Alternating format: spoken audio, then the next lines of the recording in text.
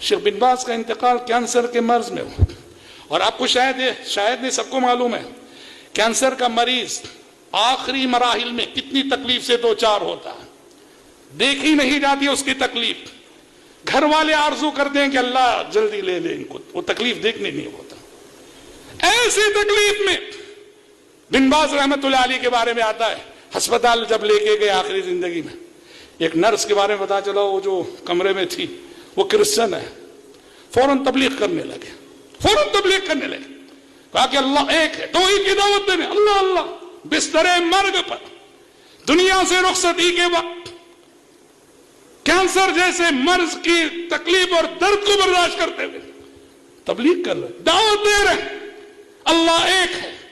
اپنے خالق و مالک کی عبادت کرو۔ اور اتنا ہی نہیں، زندگی کی جو آخری رات تھی نا، رات 3 بجے ان کا انتقال ہوا، ان کا معمول تھا عشاء کے بعد فتوے کی مجلس ہوتی تھی، زندگی کی آخری رات بھی معمول کے مطابق وہ فتوے کی مجلس جمی اور انہوں سے مسائل پوچھے گئے، جوابات دیے، اور اس کے بعد رات 3 بجے انتقال ہوا۔ کینسر جیسے مرض، یہ طاقت کہاں سے آتی ہے؟ یہ طاقت روحانی طاقت ہے جو رب کی بندگی اور اطاعت سے پیدا ہوتی ہے۔ آج کا نوجوان شادی کے بعد شادی ہوتی ہے، شادی کے بعد اولاد نہیں ہو رہی ہے، ڈاکٹر کے پاس جا کے ٹیسٹنگ کراتے ہیں، ڈاکٹر کیا رپورٹ دیتا ہے؟ جوانی کی غلط عادتوں نے اس کو ناکارہ بنا دیا ہے،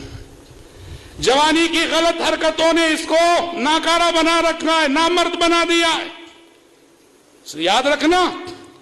کہ اطاعت، نیکی آپ کو مضبوط کرتی ہے، گناہ آپ کو اندرونی طور پہ کمزور کرتا ہے۔